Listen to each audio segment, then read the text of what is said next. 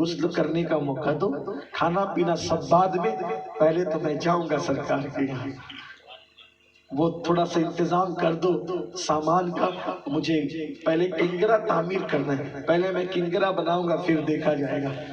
جیسے سرکار کی بارگاہ میں پہنچے، سلام کیا اور ایک جملہ کہا، حضور بہت گر پڑھ کے آیا ہوں، اب واپس مت بھیجنا۔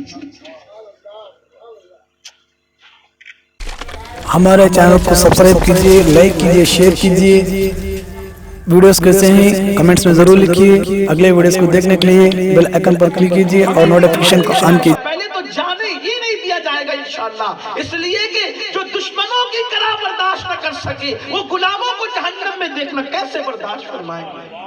لیکن شرط ہے کوئی ان کا غلام بن جائے، کوئی ان کا غلام بن جائے، ان کا غلام بن کر تو دیکھو۔ ہم نے سب کیا، ہم اپنے نفس کے غلام بنے، ہم حضور کے غلام کہاں بنے؟ ہم نے اپنے نفس کی بات مانی، حضور کی کہاں مانی؟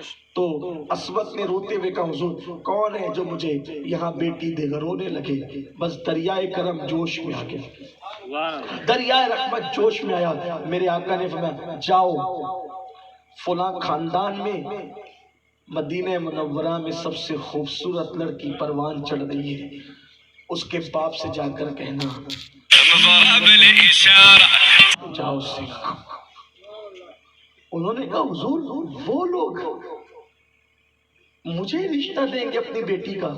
فرمایا، میرا نام کہنا کہ میں نے کہا ہے، میرا حکم ہے، جاؤ جاؤ، یہ رشتہ طے ہوگا، اور جب رشتہ طے ہو جائے میرے پاس آنا، میں تمہارے نکاح کا انتظام کروں گا۔ کیسے کریم آقا ہے! کوئی ایسا آقا لا کر تو بتائے، کوئی ایسا کریم لا کر تو بتائے، کوئی لائے تو صحیح جو غلاموں پر بھی اتنا کرم کرتا ہو۔ ام المومنین حضرت عائشہ صدیقہ فرماتی، میں نے ایسے بھی دیکھا کہ کسی غلام کے پسینے کو بہ رہا ہو، کسی غلام کا پسینہ بہ رہا ہو، اور حضور عذرائے شفقت اس کے پیشانی پہ ہاتھ رکھ رہے۔ ایسے کریم ہے میرے آقا، ایسے کرم فرمائے میرے آقا، اللہ اکبر۔ اس جوان نے کہا، حضور وہ خاندان بڑا حسن والا بھی ہے، مالدار بھی ہے، اور میں غلام آزاد کردہ غلام ہوں، میں آزاد ہوں، میں غلامی سے آزاد ہوا، لیکن پھر بھی لوگ تانا تو دیتے نا کہ آزاد شدہ غلام ہے، وہ کیسے؟ حضور نے فرمایا، میرا نام کہنا۔ بہرحال وہ نکلے چلچلاتی ہوئی دھوپ میں۔ ان دنوں میں لوگ چونکہ تہجد پڑھتے تھے، راتوں کو عبادت کرتے تھے، تو دوپہر میں لوگ آرام کرتے تھے، دوپہر میں جلدی کوئی کسی کے گھر جاتا نہیں تھا، اور اگر کوئی گیا سمجھ لینا کہ ایمرجنسی ارجنٹ والا معاملہ ہے، کوئی حادثہ تو نہیں ہو گیا۔ جیسے ہمارے یہاں رات کے 3 بجے فون آیا تو ایسا نہیں لگتا ہے، ارے اتنی رات کو کیوں فون آیا، کوئی حادثہ تو نہیں ہو گیا؟ وہ گئے اور دستک دی دروازے پہ، تو اندر سے جن صحابی کے گھر وہ گئے تھے ان کے گھر میں ہو گئے، دوپہر کو کون آ گیا؟ تو انہوں نے پوچھا، کون؟ کہا، اسود ہوں، اسود۔ اچھا اسود کیوں آئے ہو؟ حضور نے بھیجا ہے، حضور نے بھیجا ہے۔ وہ جیسی دروازے کے طرف بڑھے، ان کی خوبصورت ایک لوٹتی بیٹی بھی باپ کے پیچھے گئی کہ کیا ہو گیا جو دوپہر کو اسود حضور کی طرف سے آ گئے؟ باپ کے پیچھے بیٹی کھڑی ہو گئی چھپ کر پردے میں، دروازہ کھلا، اسود اس وقت؟ ہاں حضور نے بھیجا۔ کیوں بھیجا حضور نے؟ چونکہ اب وہ تو چاہتے تھے کہ حضور ہی کی بات کی جائے، حضور نے بھیجا۔ ہاں کیوں بھیجا ہے؟ حضور نے بھیجا۔ ہاں مگر کیوں بھیجا ہے؟ آپ کو سلام کہا ہے۔ خوش ہوئے، حضور نے سلام فرمایا، بات کیا ہے؟ کہا، حضور نے رشتہ لے کر کے بھیجا۔ کس کے لیے؟ آپ کی بیٹی کے لیے۔ کس کے ساتھ؟ جھجک گئے، لیکن پھر خود سنبھلتے ہوئے کہا، میرے لیے۔ تیرے لیے؟ اب 2 راستے ہیں، بیٹی، خوبصورت بیٹی کا مستقبل اور اپنی آخرت۔ حضور کے حکم کو اگر نہ کہہ دیں، ایمان خطرے میں، حضور کے فیصلے کا انکار کر دیں، ایمان خطرے میں ہے، اور اگر فیصلہ مان کے ہاں کر دیں، اتنی خوبصورت بیٹی، اتنی نازک بیٹی، ایک حبشی آزاد شدہ غلام کے ساتھ پوری زندگی گزارے گی، کیسے گزارے گی؟ ہاں کرے کہ نہ کرے؟ ابھی زبان سے کچھ کہنا ہی چاہتے تھے کہ پیچھے سے وہ نازک ہاتھ باپ کے کندھے پر آتا ہے اور باپ کا کندھا دباتا ہے، اور باپ نے جب مڑ کر کے دیکھا تو بیٹی کی آنکھ میں آنسو تھے، اور بیٹی اپنے باپ سے کہہ رہی تھی ابا دیر مت کرو، سبحان اللہ، ابا دیر مت کرو، جلدی سے ہاں کر دو۔ سبحان اللہ، اس آنے والے کو مت دیکھیے، بھیجنے والے مصطفیٰ جان بابا آپ کی بیٹی کتنی خوش نصیب ہے کہ کسی کا رشتہ باپ طے کرتا ہے، کسی کا رشتہ ماں طے کرتی ہے، کسی کا رشتہ دادا دادی طے کرتے ہیں۔ جب تک چاند اور سورج نکلتے ڈوبتے رہیں گے لوگ کہتے رہیں گے کہ فلاں باپ کی بیٹی کتنی خوش نصیب تھی کہ اس کا رشتہ آمنہ کے لال مصطفیٰ جان رحمت سے۔ زندگی تو ختم ہو جانی ہے، زندگی تو مٹ جانی ہے، ختم ہو جانی ہے، دنیا بھی ختم ہو جانی ہے، لیکن اپنے نبی کی خوشی کے لیے میں ہر کڑوا گھونٹ زندگی میں پی لوں گی، لیکن اپنے نبی کو نہ نہیں کہہ سکتے۔ یہاں سے ان میری ماں اور بہنوں کو بھی سبق ملنا چاہیے۔ آج کی ہماری بہنیں چہرے پہ داڑھی والا شوہر انہیں نہیں چاہیے، انہیں وہ چاہیے جو ان کو ہر سنڈے پارک میں لے جا سکے، فلم دیکھنے کے لیے لے جا سکے، ان کو گناہوں کے اڈوں پہ لے جا سکے۔ لیکن میں اپنی بہنوں سے بھی کہنا چاہتا ہوں، کتنے دن جیو گی میری بہن، تم کتنے دن جیو گی اور تمہارا شوہر کتنے دن جیے گا؟ کیا اس زمین پہ اللہ کی ناراضگی مول لینے آئے ہو؟ کیا اس زمین پہ اللہ کو، اس کے محبوب کو اذیت دینے آئے ہو؟ کب تک گناہ کرو گے؟ جوانی کے بل پر کب تک گناہ کرو گے؟ دولت کے بل بوتے پر کب تک گناہ کرو گے؟ موت کی تلواریں ہم سب کے سروں پہ لٹک رہی ہے، ایک دن موت کی تلوار جسم اور روح کے درمیان جدائی پیدا کر دے گی۔ کتنی بھی عیاشیاں کر لو، کتنی بھی آوارگی کر لو، اللہ رسول کی کتنی بھی نافرمانی کر لو، جب آنکھیں بند ہوگی موت سے تو تمہارے جن خوبصورت کپڑوں پر تم غرور اور گھمنڈ کرتے ہو یہ کپڑے بھی اتار لیے جائیں گے۔ جن زیورات پر تم غرور اور تکبر کرتی ہو میری بہنوں وہ زیورات بھی اتار لیے جائیں گے۔ ایک سونے کا تار بھی تمہارے ساتھ نہیں جائے گا، بلکہ ایک ایسے کفن میں لپیٹ دی جاؤ گی۔ حد ہے، انسان مال مال مال پر کتنا غرور اور گھمنڈ کرتا ہے، لیکن جو کفن ایک لاوارث میت کو ملتا ہے اسی قیمت کا کفن تو آپ کو بھی ملے گا۔ قرآن کہتے لا تنس نصیبک من الدنیا، دنیا سے اپنے نصیب کا مت بھولو، سوائے کفن کے کچھ نہیں لے جاؤ گا۔ اور اگر اعمال اچھے تو وہ کفن بھی سلامت رہے گا، ورنہ وہ بھی پھاڑ دیا جائے گا، وہ بھی گندگی میں بھر جائے گا، وہ بھی پھٹ جائے گا، اس کو بھی کیڑے کھا لیں گے۔ انسان دنیا میں آ کے تو نے کیا کیا ہے؟ اچھی اچھی غذاؤں کو کھا کر اپنا جسم بنا رہے ہو خوب خوش ہو کر، لیکن پتہ نہیں اگر اللہ کو راضی نہ کر سکے تو اسی جسم کو کیڑے کھائیں گے قبر کے۔ کھا لو اچھی اچھی غذائیں، قبر کے کیڑوں کی غذا تیار کر رہے ہو، قبر کے کیڑوں کی غذا تیار کر رہے ہو۔ میری قوم کے جوانوں، 2 گھنٹے اگر تم روزانہ جم میں جا کر محنت کرتے ہو مجھے خوشی ہے، جاؤ، بالکل جاؤ۔ طاقتور رہنا چاہیے میرا جوان، لیکن یہ ضرور کہوں گا جم میں جا کر جسم بنا تو رہے ہو، لیکن بنانے کے بعد ذرا اس جسم کو بچانے کی بھی فکر کرو۔ جم میں جاؤ گے تو جسم بنے گا، مسجد میں آؤ گے تو جسم بچے گا۔ سبحان اللہ، سبحان اللہ۔ اور اگر مسجد میں نہیں آئے تو جم میں تمہارا بنا ہوا جسم اسے قبر کے کیڑے کھائیں گے، قبر کے کیڑے کی غذا بنے گا تمہارا جسم۔ اس لیے کچھ فکر کر لو، کچھ فکر کر لو، بہت دن نہیں رہنا ہے، بہت جلدی جانا ہے دنیا سے۔ 60 سال، 70 سال، 80 سال، 90 سال، 100 سال سے زیادہ جینا کس نے ہے؟ اور وہ 100 سال کے بھی ہو گئے تو ایسے جیسے کل پیدا ہوئے اور آج دنیا سے چلے۔ دیکھ لو نا، ہم میں سے بہت سارا کوئی 50 سال کا ہوگا، کوئی 30 سال کا ہوگا، کوئی 25 سال کا ہوگا، کوئی 40 سال کا ہوگا، کوئی 70 سال کا ہوگا۔ یاد آتا ہے کب پیدا ہوئے تھے؟ ایسا لگتا ہے جیسے کل پیدا ہوئے تھے اور آج عمر چلی گئی، ختم ہو گئی عمر۔ آؤ، اس قدر اللہ رسول سے دوری اچھی نہیں ہے، اس قدر اللہ رسول کی نافرمانی اچھی نہیں ہے۔ اللہ کو مت ناراض کرو، اس کے رسول کو ناراض مت کرو. کیا ملے گا؟ اللہ کے عذاب کے سوا کیا ملے گا؟ جہنم کے دردناک عذاب کے سوا کیا ملے گا؟ ہے کسی میں طاقت، ہے کسی میں قوت کہ اللہ کسی کو عذاب دے اور وہ اللہ کے عذاب کو برداشت کر سکے؟ کوئی طاقت نہیں رکھتا.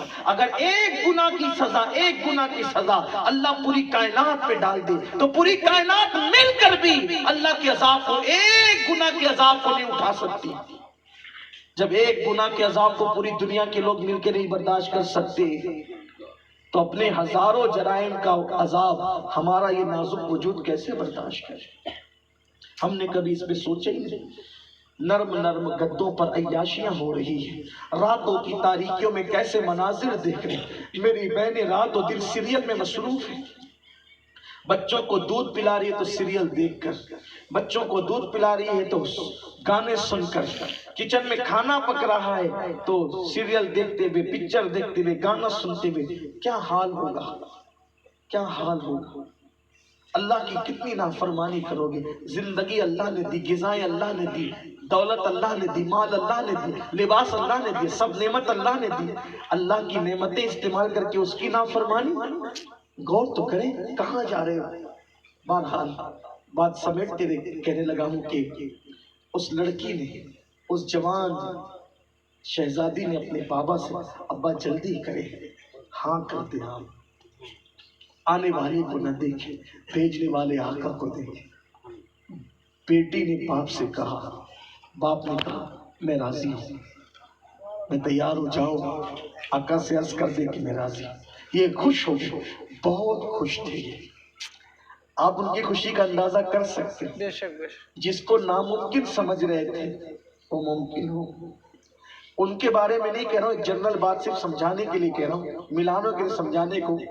اگر کسی فقیر کا رشتہ کسی بادشاہ کے گھر ہو جائے اس کو کتنی خوشی ہے. کسی ایک بہت پکے اور کالے رنگ کے آدمی کا رشتہ کسی حور پری کی طرح خوبصورت لڑکی کے ساتھ ہو جائے اس کو کتنی خوشی. انہونی ہو گئی ایسا لگے گا اس کو، ناممکن ممکن ہو گیا اس کو ایسا لگے گا، ہے نا. ان کی خوشی کا اندازہ کرو کہ خود تو پکے رکھے تھے لیکن بہت خوبصورت اور مالدار گھرانے میں رشتہ ہو گیا تھا. حضور کے نام کی برکت سے دوڑے دوڑے گئے. آقا انہوں نے ہاں کر دیا، آقا انہوں نے ہاں کر دیا. میرے آقا علیہ السلام نے کچھ پیسے اٹھائے، مٹھی بھر کر ان کی جھولی میں ڈال دی. فرمایا جاؤ کپڑے خریدو، کپڑے خریدو، خرما خریدو، خوشبو خریدو اور میرے پاس آنا، تمہارا نکاح کر دیں گے اس سے. کتنے خوش نصیب تھے. رشتہ حضور نے بھیجا، پیسے حضور نے دیے. اب نکاح کی تقریب بھی حضور علیہ السلام منعقد کرتے ہیں. کسی کے نکاح میں پیر صاحب آ جائے، مولانا صاحب آ جائے، سید صاحب آ جائے، مفتی صاحب آ جائے، قاضی صاحب آ جائے، ارے میرے نکاح میں تو فلاں آئے تھے، میرے نکاح میں فلاں آئے، ہے نا، ایسا ہوتا ہے. لیکن قربان میں ان کی بخشش پر، قربان میں ان کی بخشش پر مقصد بھی زبان پر آیا نہیں، بن مانگے دیا اور اتنا دیا دامن میں ہمارے سمایا.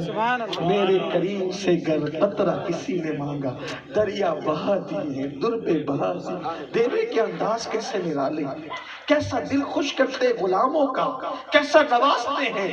کوئی نوازنا ان سے تو سیکھے. پیسے خود جاؤ سامان لے آؤ، نکاح کرے. کپڑے پہننا، کپڑے نئے کپڑے، خرما، خوشبو تینوں خرید لاؤ. ہائے ہائے ہائے. لیکن قربان آقا اتنا کرم کرتے ہیں تو عاشقوں کی قربانی بھی دیکھیں. وہ اتنا کرم کر رہے ہیں غلاموں پر، لیکن جو غلام ہے عشاق ان کا عشق بھی تو دیکھیں آقا سے. یہ گئے بازار، سامان خرید رہے تھے، اتنے میں ایسا ہو گیا، اتنی دیر میں کہ جنگ پر جانے کی تیاریاں ہونے لگی. اتنی دیر میں جنگ پہ جانے کی تیاریاں ہونے لگی. اتنی مشکل سے رشتہ طے ہوا تھا، اتنے بڑے گھرانے میں طے ہوا تھا. زندگی کے آنگن میں وصل کے پھول کھلنے تھے، خوشیاں نصیب ہونی تھی، اتنی بڑی نعمت ملنی تھی، دل کی مراد پوری ہونی تھی. اور اب رشتہ طے ہو چکا ہے، کپڑے خریدے جا رہے شادی کے، ایسے میں بلال حبشی نے بازار میں اعلان کیا، اے بازار میں سودا لینے دینے والوں، احد کے میدان میں دشمن آ کر کے آنکھیں دکھا رہا ہے، اور اللہ کے رسول یہ چاہتے ہیں کہ تم اپنی جانوں کی نظریں لے کر قربان ہونے کے لیے تیار ہو جاؤ۔ اسود نے جو کپڑے لیے تھے دکان کے مالک سے کہا، میرے بھائی ایک احسان کرو گے، مجھ پہ ایک احسان کرو گے؟ کہا کیا؟ میرے پیسے واپس دے دو، اپنے کپڑے واپس دے۔ ٹھیک ہے، انہوں نے پیسے واپس دے دیے، کپڑے خریدنے کی بجائے وہ تلوار خرید لی۔ سبحان اللہ سبحان اللہ شادی کا دولہا اب شادی کا دولہا نہیں، شہادت کا دولہا بننے جا رہا ہے۔ سبحان اللہ یہ ہے عاشقوں کی دنیا۔ جب تک عشق کا یہ معیار، عشق کا یہ انداز تھا، اس وقت تک مسلمان کبھی زیر نہیں ہوتا تھا، ناکام نہیں تھا مسلمان، ذلیل نہیں تھا۔ جو قوم نکاح اور شادی کی تیاری چھوڑ کے شہادت خریدنے کے لیے تیار ہو جائے، شہادت کو سینے سے لگانے کوئی حاجت نہیں، کوئی خواہش نہیں، کوئی خوشی ہماری نہیں، محبوب نے بلا لیا ہے، اب ساری خوشیوں کو کچل دیں گے، ہمیں اپنی کوئی خوشی پیاری نہیں، محبوب کی خوشی پیاری ہے۔ یہ تھے اس شاہ کے جذبات۔ آواز کون لگا رہا ہے؟ محبوب نہیں، محبوب کا منادی آواز لگا، چلو حضور بلا رہے۔ شادی چھوڑ دی شادی، جنگ کی تیاریوں میں لگ گئے۔ ہمیں بھی 5 مرتبہ حضور کا منادی بلاتا ہے، ہمیں بھی حضور کا مؤذن 5 بار آواز دیتا ہے، حی علی الصلاۃ۔ ہم گیم کھیل رہے ہوتے، حی علی الصلاۃ، ہم جھگڑے کر رہے ہوتے، حی علی الصلاۃ فلمیں دیکھ رہے ہوتے۔ قبر میں کیا منہ دکھائیں گے؟ اللہ نہ کرے، 1000 بار نہ کرے، اگر آقا نے یہ فرما دیا، او غدار مجھ سے عشق کا دعویٰ کرتا تھا اور دن میں 5 مرتبہ میرا مقرر کیا ہوا منادی تجھے نماز کے لیے بلاتا تھا، اور تو گیم کھیل رہا ہوتا تھا، تو گانے سن رہا ہوتا تھا، تو عیاشیاں کر رہا ہوتا تھا، سوچے نا ذرا کیا بنے گا اپنا۔ دنیا کے امتحان میں ایک بار ناکام ہو گئے، پھر موقع ملے گا ایگزام دینے کا، لیکن قبر کے امتحان میں ایک بار ناکام ہو گئے تو دوبارہ پھر موقع نہیں ملے گا۔ آخرت کے امتحان میں ایک بار ناکام ہو گئے، دوبارہ موقع نہیں ملے گا۔ آؤ ہم اپنے آقا کو منا لیں، اپنے حضور کو راضی کر لیں۔ فاروق اعظم رضی اللہ تعالیٰ کا قول ہے، لوگ کہتے ہیں اس نے چھوٹا گناہ کیا اور یہ چھوٹا گناہ ہے، فاروق اعظم کہتے ہیں تم کتنے ہی چھوٹے سے چھوٹا گناہ کرو، مگر یاد رکھنا تمہارا چھوٹا گناہ بھی رسول اللہ کے دل کو تکلیف پہنچاتا ہے۔ کم سے کم یہ تو سوچا ہوتا کہ میرے گناہ قبر انور میں حضور کے دل کو تکلیف پہنچا رہے، اللہ کے رسول کو اذیت پہنچا رہے۔ اسود نے تلوار خریدی اور اب مسجد نبوی نہیں گئے، حضور کو اطلاع بھی نہیں دی، یہ سوچ کر اگر حضور کو اطلاع دوں گا کہ میں جنگ میں جا رہا ہوں، حضور منع کر دیں گے، کہیں گے کہ ابھی شادی کر لے، جنگ تو ہوتی رہے گی قیامت تک، پھر کسی جنگ میں چلے جانا، نہیں جانے دیں گے آقا مجھے آقا نہیں جانے، چھپ چھپا کر چلے گئے۔ لیکن ان سے کیا چھپ سکتا ہے؟ جس سے خدا کی ذات نہ چھپی اس سے کس کی بات چھپ سکتی ہے؟ اسود گئے جنگ میں اور جنگ لڑنے کا ان کا مزاج ہی الگ تھا۔ لوگ زرہ پہن کر جنگ کرتے تھے، وہ جنگ میں جذبات میں آ کے اپنی چادر اوپر کی اتار دیتے تھے، اور لڑتے لڑتے حضرت اسود شہید ہو گئے۔ جنگ احد کے شہداء میں حضرت اسود کا نام بھی آتا ہے۔ اسود جب شہید ہو گئے، جب صحابہ کی لاشیں، شہیدوں کی لاشیں اکٹھا کی گئی، بڑا دردناک دن تھا نا احد کا دن، جنگ احد کا دن بڑا دردناک۔ حضور علیہ السلام اس دن اتنا روئے تھے کہ آقا کریم صلی اللہ علیہ وسلم کو اتنا روتے ہوئے کبھی نہیں دیکھا گیا۔ حضرت امیر حمزہ کی شہادت، حضرت مصعب بن عمیر کی شہادت، 70 صحابہ شہید ہوئے تھے، ان میں سے پہلی رات کا ایک دولہا حضرت حنظلہ، ان کی بھی شہادت۔ शहादतें थी। उनमें से जब हजरत अस्वद की लाश पे हुजूर आए और रो रहे थे, रोते रोते अचानक अस्वद को देख के मुस्कुरा दी, रोते हुए मुस्कुराए। अस्वद से मजाक ही होती थी अक्सर, रोते हुए मुस्कुरा दिया। साहबा ने पूछा, आका रोते रोते क्यों मुस्कुरा रहे? आका फरमाते, तुम्हें नहीं मालूम, तुम्हें नहीं मालूम, इसका रिश्ता आज तय हुआ था, इसकी शादी तय हो गई थी मेरे कहने पर फला खानदान में उस खूबसूरत लड़की के साथ। ये निकाह की तैयारी के लिए गया था, लेकिन जब इसके कानों में आवाज पहुंची तो ये निकाह की तैयारी की बजाय ये जंग की तैयारी करने लगा। और मेरी इजाजत के बगैर कि मैं मना न कर दूं, मैं रोक न दूं, मेरी इजाजत के बगैर जंग के मैदान में आ गया और शहीद हो गया। और जब शहीद हुआ है तब मैं इसलिए मुस्कुरा रहा हूं कि जन्नत से हूरे इसके लाशे को देख रही है और देखकर एक दूसरे से लड़ रही है। वो कहती है मैं अस्वद की दुल्हन बनूंगी, मैं अस्वद की दुल्हन, मैं अस्वद की दुल्हन। वो मंजर देख करके मुझे हंसी आ रही है, मेरे लबों पे मुस्कुराहट है कि मेरे अस्वद ने मेरे लिए जान दी और आज हुराने बहिश्त उसकी दुल्हन बनने के लिए एक दूसरे पर सबकत ले जाने की कोशिश कर रही है। आशिकों की तबीयत ये थी, इश्क वाले ये थे, लेकिन आज मेरी कौम का जवान इश्क की बात करता है। मैं कहता हूँ हिंदुस्तान में मुसलमान जवान, सिर्फ जवान लाखों की तादाद, लाखों नहीं बल्कि करोड़ों की तादाद। हिंदुस्तान में मुसलमान जवान करोड़ों की तादाद, 25 करोड़ आबादी हमारी है। अगर उसमें 60% जवान हो तो 25 करोड़ में कितने जवान हो? 1 करोड़ से तो ज्यादा ही हो, जो वो 12 करोड़ से तो ज्यादा ही होंगे ना। 60% जवान अगर हमारे अंदर है, हमारे पूरे मुल्क में जवानों की आबादी 60% है, तो 25 करोड़ में अगर 60% गिने तो कितना होता है? 12 करोड़ से तो ज्यादा ही होता है। 12 करोड़ से ज्यादा मुस्लिम जवान है अल्हम्दुलिल्लाह। अगर ये सब के सब जवान अपने मकसद की तरफ आए, शराब छोड़कर शरबते इश्क मुस्तफा पिए, हीरो की इत्तेबा छोड़कर सुन्नते मुस्तफा की पैरवी करें, गुनाहों के अड्डों पे जाने की बजाय मस्जिदों को आबाद करें। मैं समझता हूं कि एक मुल्क हिंदुस्तान का जवान पूरी दुनिया में इनकलाब पैदा करने के लिए काफी हो सकता है। पूरी दुनिया में हम इनकलाब बपा कर सकते हैं, हम तन्हा हिंदुस्तान के नौजवान मिलकर। लेकिन अफसोस दुनिया ने जान लिया है अपनी कमजोरी को।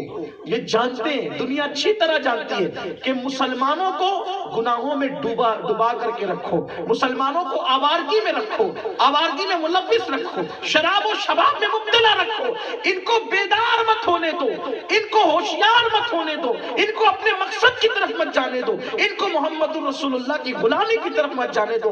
गेम में मुब्तला रहे, शराब में मुब्तला रहे, लड़कियों की नाजायज मोहब्बत में मुब्तला रहे, आवारगी में मुब्तला रहे, मत जाने दो इन्हें अपने असल मकसद की तरफ। जानते हैं जिस दिन मुसलमान जवान बेदार हो जाएगा, जिस दिन ये पढ़ लेगा, जिस दिन ये तिजारत कर लेगा, जिस दिन ये अपने मकसद की तरफ सफर करेगा, दुनिया की कोई ताकत इसके सामने टिक नहीं सकेगी।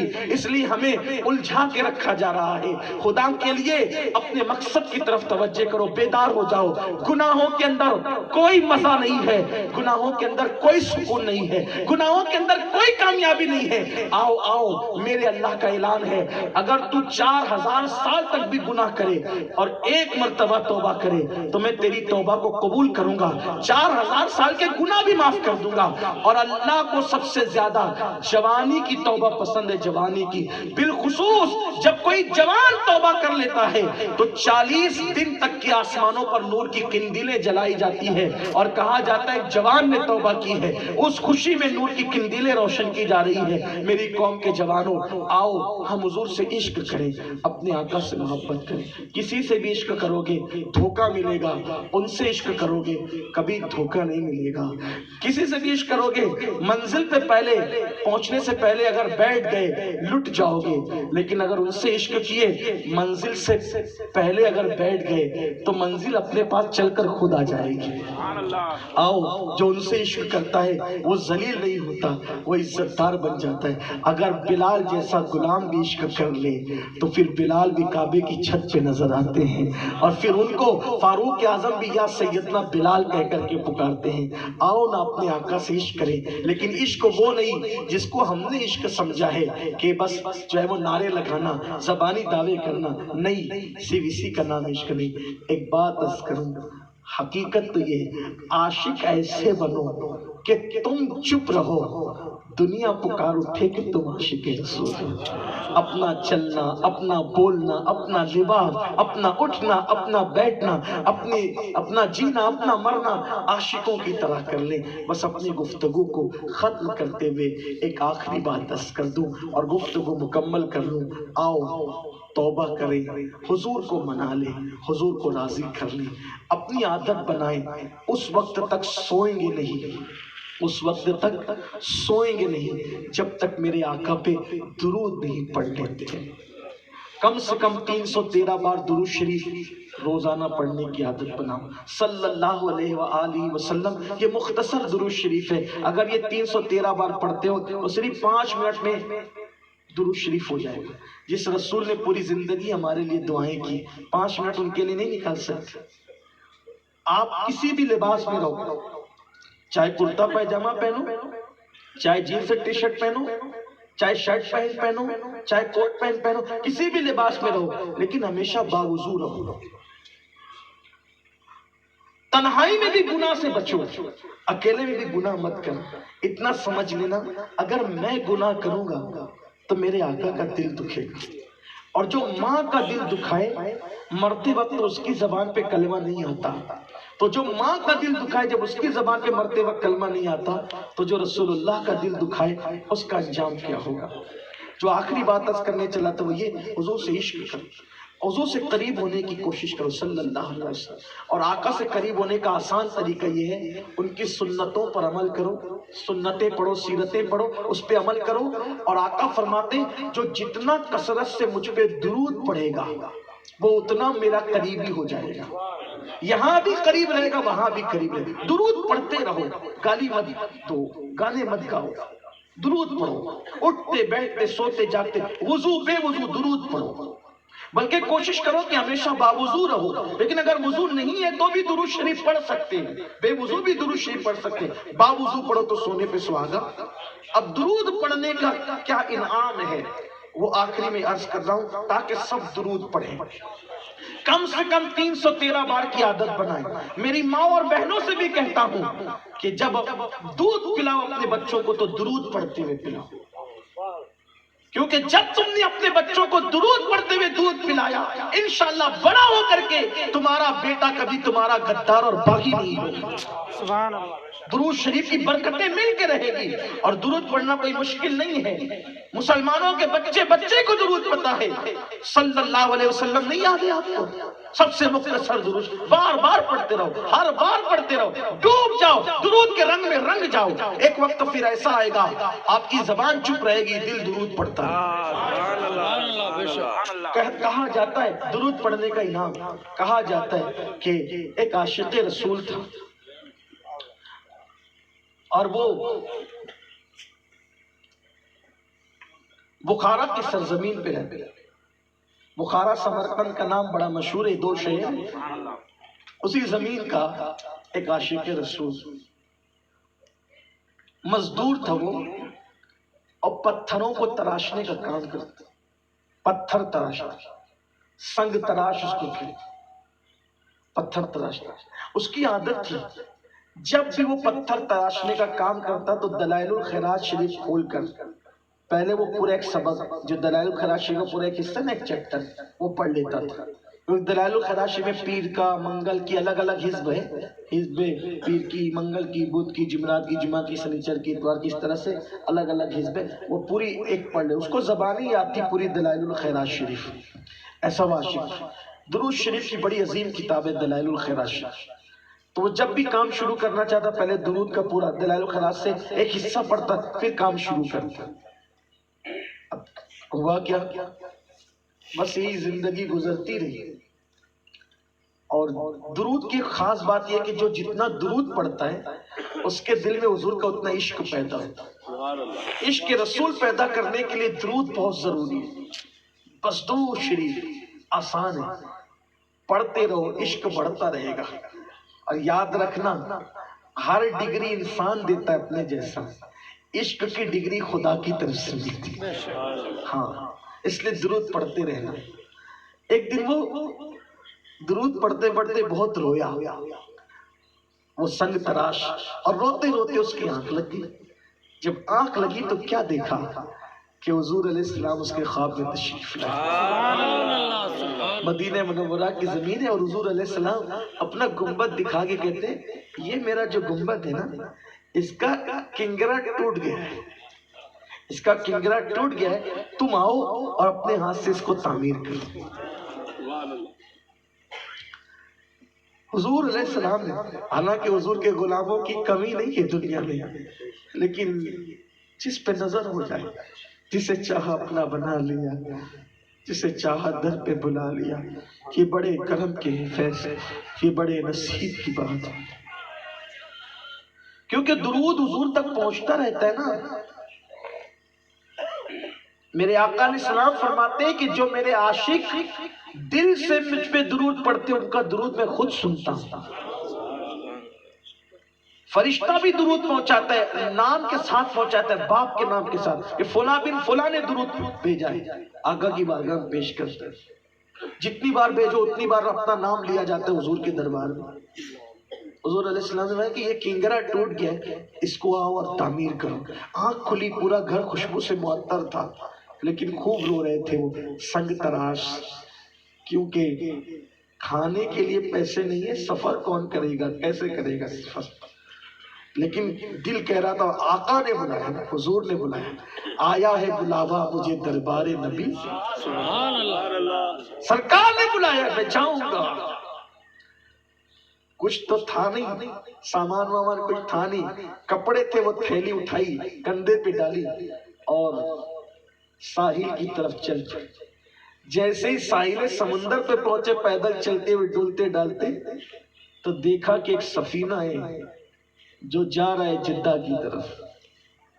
لیکن اس کو خوب کوشش کی جا رہی آگے بڑھانے کی، وہ آگے بڑھتا ہی نہیں. ملاح نے دیکھا کہ وہ دیوانہ آ رہا ہے، اس کے لیے رکا ہے شاید، بغیر پیسے کے بٹھایا، جیسی کشتی میں بیٹھے کشتی چل پڑی. سب آپس میں باتیں کرتے تھے کہ میں جاؤں گا تو اس کے یہاں رکوں گا، اس کے یہاں میری بکنگ ہے، اس کے یہاں رکوں گا. ایسے سوچا تو میرا تو کوئی ہے ہی نہیں، میں کہاں رکوں گا، کس کے یہاں میں رکوں گا. جدہ اتروں گا تو جاؤں گا کہاں، مجھے تو مدینہ شریف جانا ہے، لیکن وہاں کس کے یہاں جاؤں گا. دل کہہ رہا تھا حضور نے بلایا ہے، حضور نے بلایا، انتظام خود ہی فرمائیں گے، حضور نے بلایا ہے صلی اللہ علیہ وسلم. جب سب لوگ جدہ کے ساحل پر اترے، کوئی کہتا تھا یہ فلاں کا اس کا مولم، فلاں اس کا، اور وہاں پر مدینہ منورہ کا گورنر کھڑا تھا. اب بخارا سے کون آیا ہے، وہ فلاں. چلو تم ہمارے مہمان ہو، آپ کا مہمان، میں آپ کا غریب، آپ کا مہمان کب سے ہونے لگا. کہا کہ رات حضور خواب میں تشریف لائے اور فرمایا میرا ایک عاشق ہے جو مجھ پہ بہت درود پڑتا ہے، وہ آج مدینہ منورہ کے لیے نکلا ہے، آ رہا ہے. اگر تم مجھے اپنا مہمان بنانا چاہتے تو اس کی خدمت کرو، گویا تم نے میری خدمت کی. چلو مدینے لے گیا بڑے شان و شوکت کے ساتھ. مدینے کا اب بھئی جب وقت کا بادشاہ لے کر کے جائے پھر کیا ہے، کون روک سکتا ہے، کیا شان ہے، کیا ٹھاٹ باٹ ہے. لیکن عاشق تو عاشق ہے. انہوں نے کہا دیکھو مجھے غسل کرنے کا موقع دو، کھانا پینا سب بعد میں، پہلے تو میں جاؤں گا سرکار کے یہاں. وہ تھوڑا سا انتظام کر دو سامان کا، مجھے پہلے کنگرا تعمیر کرنا ہے، پہلے میں کنگرا بناؤں گا پھر دیکھا جائے گا. جیسے سرکار کی بارگاہ میں پہنچے، سلام کیا اور ایک جملہ کہا، حضور بہت گر پڑھ کے آیا، اب واپس مت بھیجنا.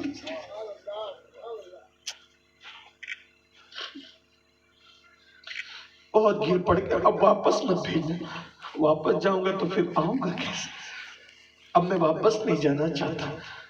एक जुमला दिल से निकला था। बादशाह वक्त ने कमर में रस्सी बांधी उनके और उनको गुंबद पे चढ़ा दिया, जाओ अपना काम कर लो। उन्होंने किंगरा जो टूटा हुआ था, शिकस्ता था, उसको तामीर कर लिया, बना लिया, किंगरा बन गया। सब लोग इंतजार कर रहे थे, अब आ जाओ, अब नीचे आ जाओ, अब नीचे आ जाओ।